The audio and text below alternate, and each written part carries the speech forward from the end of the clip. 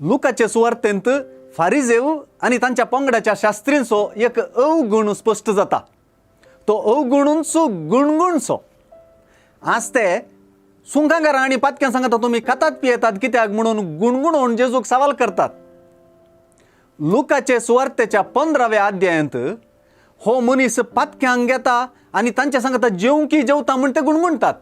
हेच खातीर जेजून चुकून गेल्ल्या बोकऱ्याची, भायर पडल्या नाण्याची आणि वेचीक पुताची वापार सांगली.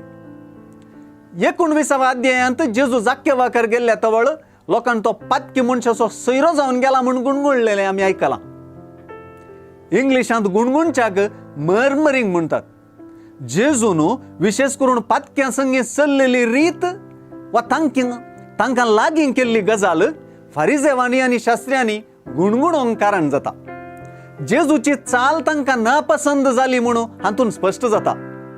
एकल्यान आनी एकल्याक पातकी म्हणून उक्त्यान वोलावंक जाय तर वोलायतलो आपूण नितीवंत पातक नासलोलो वा भाग्यवंत म्हूण चिंता म्हणलें स्पश्ट जालें मू.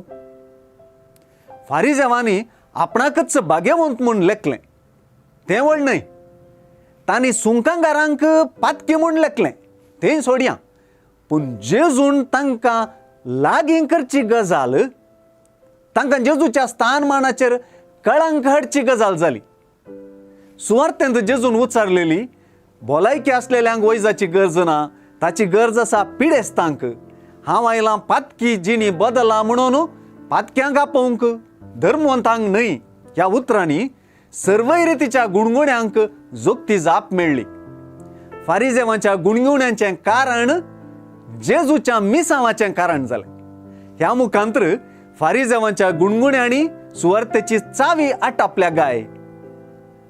बिलकुल कोणाक लागीं केल्ल्या खातीर फारिजेवांनी जेजू थंय शीण उसारलो वा ते गुणगुणले की तांचेच खातीर आपूण आयला म्हणून जेजून दमून सांगलें. लुकाचे सुवार्तेंत पातकी सुंकागार ते पातकीच उरले नात. जिणी बदलपाचो संदेश तांणी तांचो करून घेतलो. देखून जेजून तांकां आपणाची करून घेतली. तो तांची बाचावी वा सोडवणदार जालो. हांगासर भौशा आमी कोणाची पार्त घेवची गरज ना. सुंका काटें सोडून, पातकेपण सोडून, जिणी बदलून सोमया संगी जेवणाक बसची आनी ताच्या फाटल्यान वेची गरज आसा. वय ताच्या फाटल्यान वेची, गरजेवून जावन वैजाक सोदून.